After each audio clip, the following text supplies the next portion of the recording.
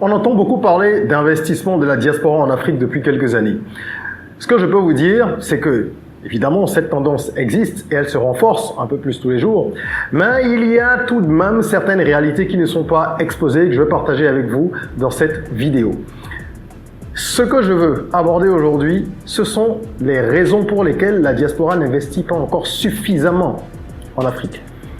On pourrait avoir beaucoup plus de flux pour pouvoir créer de la valeur, créer des entreprises, créer des emplois, de flux qui proviendraient de la diaspora, mais il y a des freins, il y a certaines, on va dire, il y a des épines un petit peu sur le parcours. Et je vais aujourd'hui partager avec vous 5 raisons fondamentales pour lesquelles la diaspora n'investit pas autant qu'elle le pourrait, ou qu'elle le devrait même, je dirais, en Afrique. La tendance, la mode, j'utilise bien ce terme à dessein, la mode qui consiste à dire il faut investir en Afrique, il faut investir en Afrique. Tout le monde veut suivre cette tendance, c'est une bonne chose.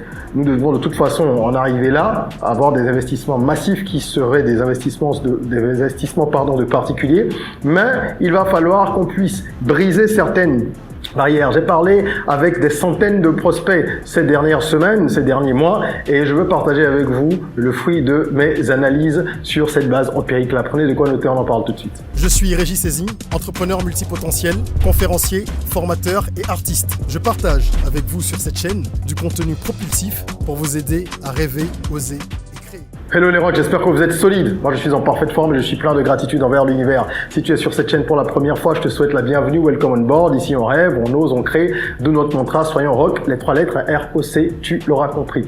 Je t'invite à t'abonner et à activer la cloche de notification si tu es intéressé par les sujets relatifs à l'investissement en Afrique, au business en général, à l'entrepreneuriat, au développement personnel, au mindset et à tout ce qui touche également à l'éducation financière. Ce sont des thématiques que nous abordons ici quasi quotidiennement et le but c'est de proposer du contenu propulsif pour que chacun puisse véritablement trouver des outils, des informations, des données, des techniques qui lui permettent d'accélérer sa croissance personnelle et professionnelle. Abonne-toi donc. Alors aujourd'hui on va parler donc de diaspora, d'investissement en Afrique. Je parle bien sûr de la diaspora africaine et vous n'êtes pas sans savoir que ce sont des milliards et des milliards de dollars ou d'euros qui transitent chaque année des pays occidentaux vers l'Afrique.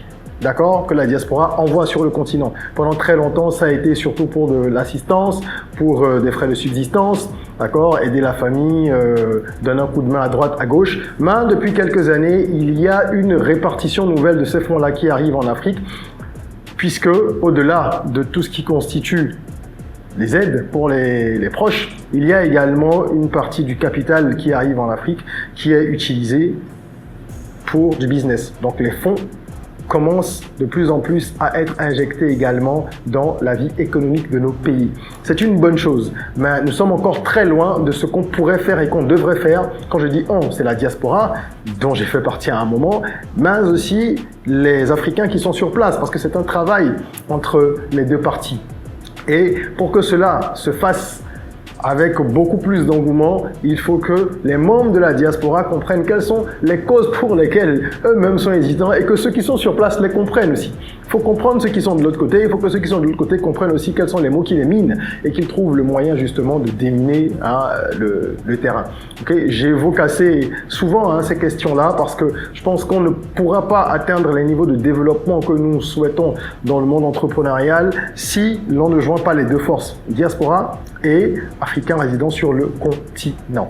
Alors, je suis amené assez souvent dans le cadre de mes activités de consulting à prospecter, à échanger avec des clients potentiels qui sont dans différents pays occidentaux et cela m'amène à mieux cerner les tenants, les aboutissants de leur comportement et de certaines situations aussi. D'accord? Donc c'est vraiment le partage de plusieurs centaines et centaines d'échanges que je vais partager avec vous aujourd'hui, que je vais exposer, je dirais, pardon pour la redondance, et je voudrais déjà dire qu'il n'y a pas d'absolu dans ce que je vais évoquer. Il y a forcément des exceptions partout, mais c'est quand même en règle générale des vérités qui vont être ici mises à votre disposition. Les gens de la diaspora veulent investir. Ça, c'est clair. Ils ont cette envie-là, en grande partie. D'accord? Mais est-ce qu'ils sont prêts? L'engouement est là. Est-ce que derrière, ce qu'il faut pour existe? Pas évident. Je vais vous donner les 5 raisons. On va commencer par la première. La première raison, c'est la sous-évaluation du projet. Vous avez beaucoup de personnes qui, au niveau de la diaspora, se disent « Je vais investir en Afrique parce que, évidemment, tout le monde sait aujourd'hui que c'est l'Eldorado et ça va l'être encore plus dans les années à venir. C'est le terrain où il faut jouer, c'est là qu'il faut mettre ses billes. Aujourd'hui, c'est clair.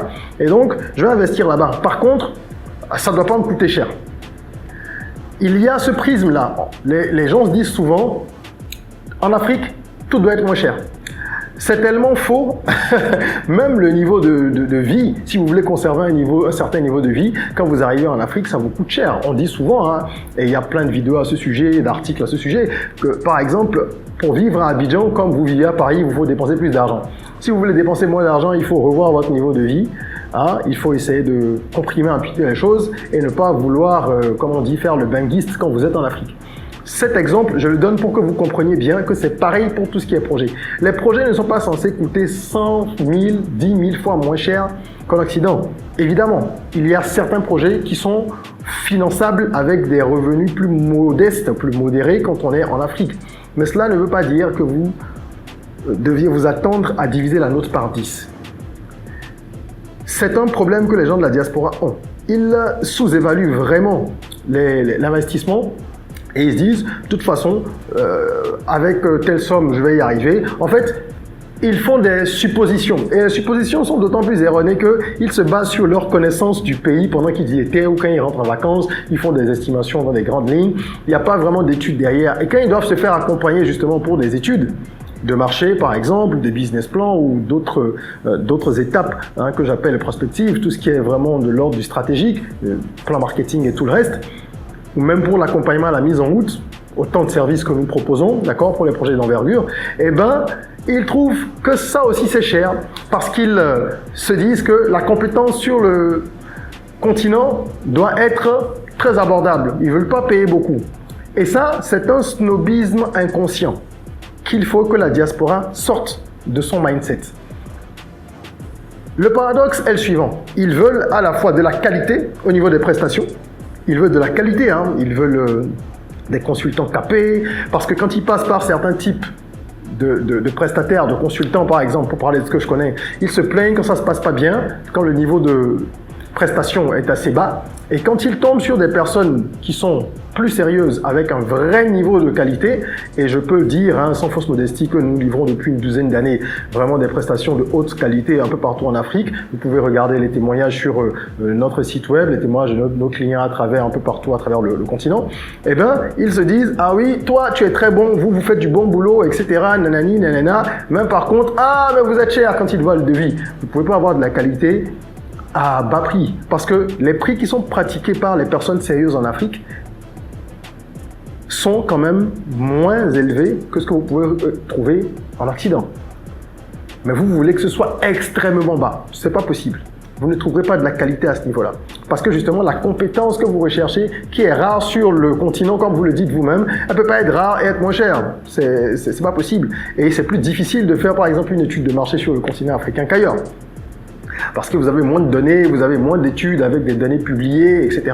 Et vous devez vraiment, si vous voulez faire les choses dans les règles de l'art, mettre les moyens pour faire une enquête d'opinion, pour faire un sondage terrain et plein d'autres choses. Donc, nous, par exemple, on ne fait pas les choses à moitié, donc on essaye d'avoir des prix qui, évidemment, sont au-dessus de la moyenne, mais qui ne vont pas complètement exploser le plafond pour des niveaux de qualité que d'autres facturent beaucoup plus cher. Donc la première erreur, elle est là, c'est vraiment sous-estimer le projet, ce que ça va coûter, sous-estimer également tout ce qui est accompagnement, l'ensemble du projet, en amont et en aval. Ensuite, il y a un deuxième point, c'est qu'ils n'ont pas de projet structuré, ça c'est autre chose. D'accord? C'est-à-dire que ceux qui ont déjà une idée plus ou moins claire de ce qu'ils veulent faire, ils n'ont pas d'idée structurée. Ils se disent, ok, ils y vont un petit peu à l'arrache, comme on dit. Je vais y aller, je vais faire comme ça. J'ai vu quelqu'un qui a fait, ou ils vont bidouiller 2-3 choses et ils vont commencer. Non, ce n'est pas possible. Il vous faut avoir un projet structuré, quel que soit le pays dans lequel vous êtes, vous avez besoin d'un projet structuré. Quand votre projet, même votre projet d'expatriation, parce que là, je parle d'expatriation parce que quelqu'un qui est de la diaspora, il part d'un point B pour revenir à son point A. C'est ce qu'on appelle les repats, d'accord? Quand ce projet-là n'est pas travaillé, parce que c'est un projet de vie. La plupart des gens qui veulent investir dans des projets, quand ce n'est pas juste à titre d'actionnaire, mais qu'ils veulent être un peu dans l'opérationnel, eh bien, ils ont envie de rentrer. Parce que beaucoup ont envie de rentrer. Hein. Beaucoup ont envie de rentrer, de revenir à un moment donné. Mais vous ne pouvez pas ne pas intégrer l'aspect vie privée dans l'aspect vie pro. Vous voulez lancer un nouveau projet, quelles sont les implications au niveau familial, au niveau personnel, etc. Et comment vous planifiez la chose. Pour ça, faites-vous accompagner par des personnes qui sont capables de vous aider à structurer le projet aussi bien au niveau technique et business qu'au niveau personnel pour que le tout soit une solution intégrée. Vous pouvez booker une séance de coaching avec moi, le lien est en description et je me ferai un plaisir de partager avec vous mon point de vue sur votre projet, de vous guider, de vous aiguiller. C'est une séance, premièrement, c'est de prime abord une séance qu'on fait qui dure 1 heure et par la suite on définit quelle est la marche à suivre pour évoluer. Est-ce qu'il faut X heures ou Y heures ou qu'est-ce qu'il faut d'autre comme outil pour vous aider à atteindre votre objectif. D'accord? Donc voilà, le lien est dans la description si cela vous intéresse. Et je marque une pause pour vous inviter à télécharger gratuitement l'e-book que nous avons conçu et qui présente une vingtaine d'idées de business. D'accord? Il vous suffit également de cliquer sur le lien prévu à cet effet dans la description. Voilà, donc il y a pas mal de solutions que nous offrons pour tous ceux qui viennent investir sur le continent ou qui ont cette ambition même s'ils ne sont pas encore totalement prêts. La troisième raison pour laquelle il y a pas encore assez d'investissement en Afrique, autant qu'il pourrait y en avoir, c'est la rat race. Concept dont parlent de nombreux auteurs, de nombreux spécialistes, d'accord, du business, mais également du développement personnel, et concept qui a été très largement promu par Robert Kiyosaki avec le succès de son livre Père riche, Père pauvre. La rat race, d'accord, c'est vraiment ce cycle infernal dans lequel la plupart des gens se retrouvent aujourd'hui et qu'on symbolise parfois avec le triptyque métro, boulot, dodo. Boulot, métro, dodo.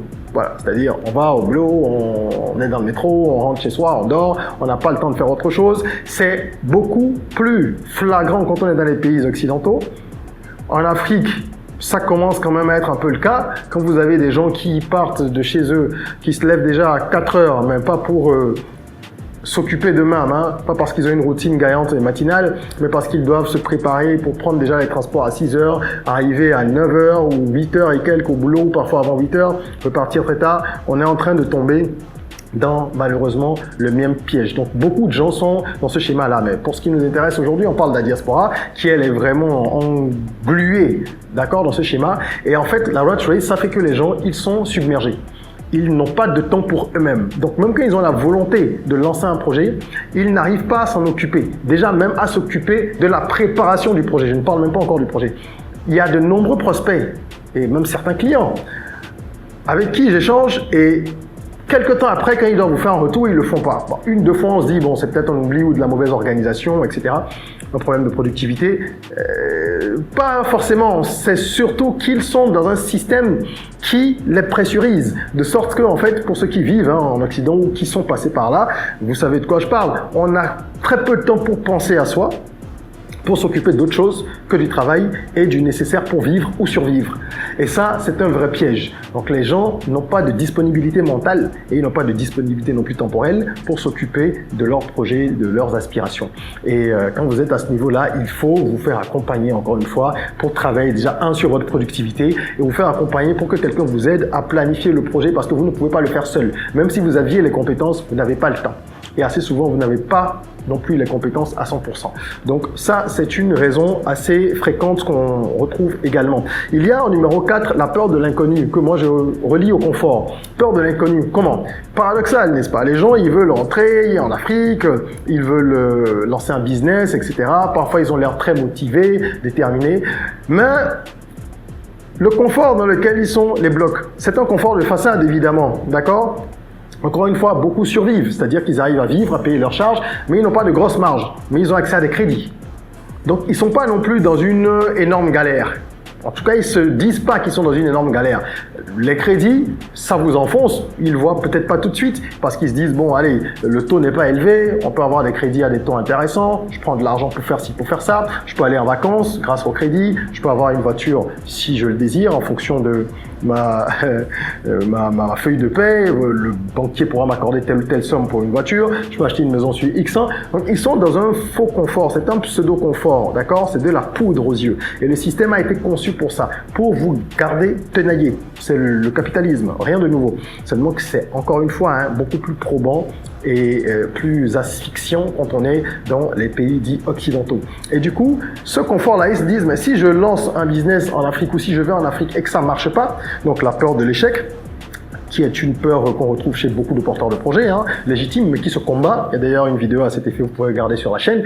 Et ben, à ce moment-là, il faut savoir que les gens se disent, il y a ce risque, il y a tel risque, il y a tel risque. Est-ce que c'est pas mieux que je reste dans ce schéma dans lequel je suis, même si c'est pas évident tous les jours? J'ai au moins ci, j'ai au moins ça, nanani, nanana. Il faut prendre des décisions à un moment donné.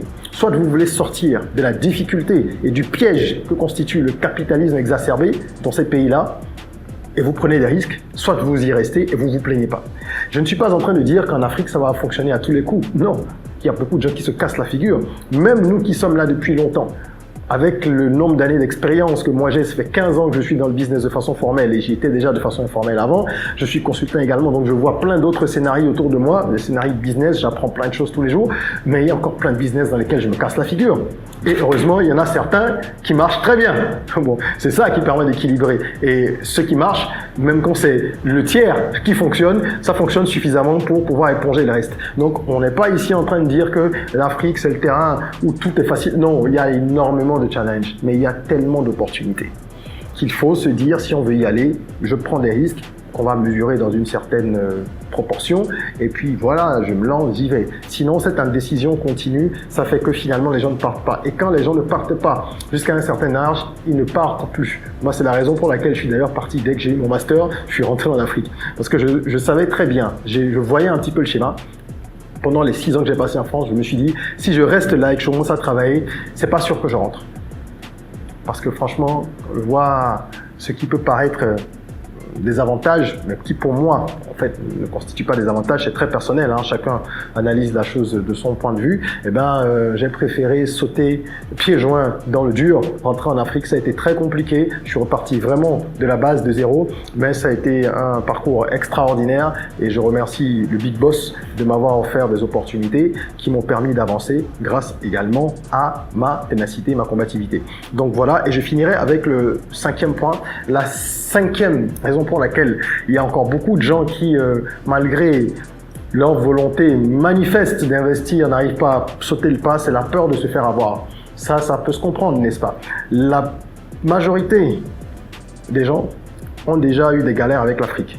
Des gens qui vivent en Occident ont déjà eu des galères avec la famille en Afrique, j'allais dire. D'accord? On envoie de l'argent pour faire quelque chose, même quand c'est pas un business. On envoie de l'argent pour acheter une parcelle, ou pour construire, ou pour acheter même des fournitures pour un enfant de la famille, un neveu, un cousin, etc. Et on se rend compte quelques temps après que l'argent a été détourné, que cet argent a servi à faire autre chose, que finalement, ce pourquoi on s'échine et on envoie de l'argent, ce n'est pas fait. Donc les gens sont très déçus par leur famille. Je dirais 9 personnes sur 10 à qui je parle sont déçus de la famille et de l'usage des fonds qu'ils envoient. Ils ont déjà eu des galères de ce côté-là et il y en a quelques-uns aussi qui ont été floués par des consultants qui ne sont pas forcément de bonne moralité.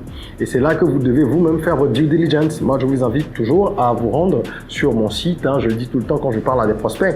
Et avant qu'on poursuive, allez vous faire une idée de qui je suis. Regardez sur Google, saisissez mon nom dans la barre de Google, regardez les articles et tout le reste. Ça va peut-être pas vous convaincre. Le but, c'est pas de vous dire que vous serez forcément convaincu, mais vous aurez la capacité de vous faire une idée. Et ça, vous ne devez pas attendre qu'un consultant vous le dise normalement. C'est à vous-même, comme vous voyez son nom, de faire vos recherches. Les gens peuvent bidouiller des choses en ligne, mais si vous creusez, vous aurez quand même, avec votre intuition et les preuves, c'est-à-dire tout ce qui existe comme support, vous aurez une idée qui ne sera pas trop éloignée de la réalité, en principe. Donc voilà, c'est ce que je voulais partager avec vous. N'hésitez pas, comme je disais, à booker une séance de coaching si vous en avez besoin. Vous avez la possibilité aussi de vous former à rédiger par exemple un business plan. Si vous n'avez pas les moyens de faire appel à des consultants pour qu'ils vous fassent un business plan extensif, une étude de marché très poussée, apprenez à faire un business plan vous-même. Nous avons une formation à cet effet qui est sur notre plateforme d'e-learning academyrock.com. Nous avons de nombreuses formations, d'accord, à des prix très abordables parce que le but c'est de démocratiser tout ça. Donc avec 20 000 francs, vous avez accès à une formation vidéo que vous pouvez suivre vraiment à votre rythme, sans durée limitée. Elle est à vous, cette formation, je dirais, pour toujours, et elle va beaucoup vous aider. Vous allez également découvrir d'autres formations sur notre plateforme. Si vous avez aimé cette vidéo, mettez un petit like. Abonnez-vous, activez la cloche de notification et partagez la vidéo pour que la communauté rock grandisse, qu'on puisse échanger des idées et s'enrichir les uns les autres de nos expériences, de nos partages. Laissez en commentaire vos avis, d'accord? Et en attendant qu'on se retrouve pour une nouvelle vidéo, prenez soin de vous, de votre corps, mais aussi et surtout de votre mind. Rêvons, osons, créons, soyons rock.